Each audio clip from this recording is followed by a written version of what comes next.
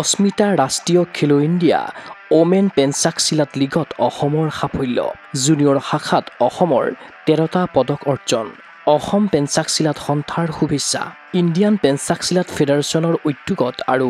Maharashtra Pencak চিলাত সন্থাৰ সহযোগত যোৱা 1 পৰা 4 মেলৈ অনুষ্ঠিত হয় অস্মিতা ৰাষ্ট্ৰীয় খেলো ইণ্ডিয়া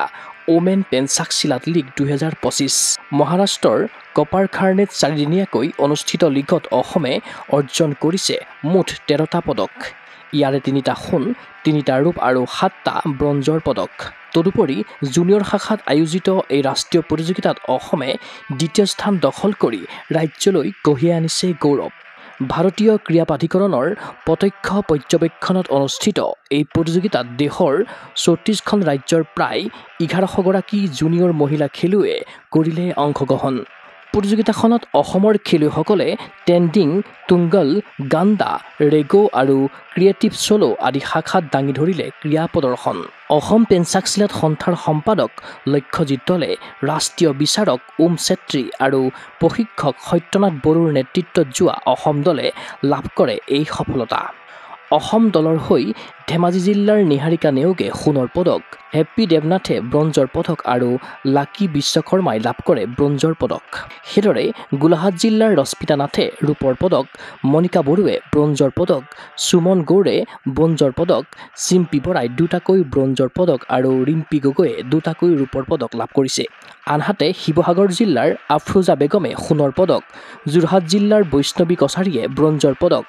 বিশ্বনাথ জিলাৰ স্নেহা গগৈয়ে ব্ৰঞ্জৰ পদক আৰু গোৱালপাৰা জিলাৰ সাগৰিকা ৰাভাই দখল কৰিছে ব্ৰঞ্জৰ পদক উল্লেখ্য যে সৰ্বভাৰতীয় পৰ্যায়ত দেশৰ 3খনকৈ ৰাজ্যত 3টাকৈ খণ্ডত অনুষ্ঠিত হৈ যোৱা ৰাষ্ট্ৰীয় খেলো ইণ্ডিয়া ওমেন পেঞ্চাক চিলাত লীগ 2025ত অসমে অৰ্জন কৰিছে অন্যান্য এক সফলতা ছত্তীশগড়ত অনুষ্ঠিত সাব জুনিয়ৰ শাখাত 4ৰ্থ স্থান জম্মু কাশ্মীৰত অনুষ্ঠিত সিনিয়ৰ শাখাত 2য় স্থান আৰু সদ্য সমাপ্ত জুনিয়ৰ শাখাত অসম দলে 2য় স্থান লাভ কৰি অসম পেঞ্চাক চিলাত সন্থাক দেশৰ অন্যতম অগ্ৰণী ক্ৰীড়া সন্থাৰূপে পুনৰবাৰ প্ৰতিষ্ঠা কৰিলে ক্ৰীড়া অনুৰাগীৰ আশা জুনিয়ৰ সাব জুনিয়ৰ সিনিয়ৰ তিনিওটা শাখাতে অপ্ৰতিৰোধ্য হওক ৰাজ্যৰ পেঞ্চাক চিলাত খেলুৱৈৰ বিজয়ী যাত্ৰা news desk report Google sports any physical education বিষয়ত ডিগ্ৰী পাঠ্যক্ৰমৰ কাৰণে অসম তথা উত্তৰ পূৰ্বাঞ্চলৰ প্ৰথমখন শিক্ষানুষ্ঠান অভিৰুচি ইনষ্টিটিউট অৱ ফিজিকেল এডুকেশ্যন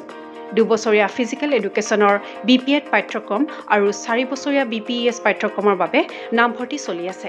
বিতংকৈ জানিবৰ বাবে আজি যোগাযোগ কৰক যোগাযোগৰ নম্বৰসমূহ হৈছে 9435100098 7002233540 8876521098 website www.aipguwahati.in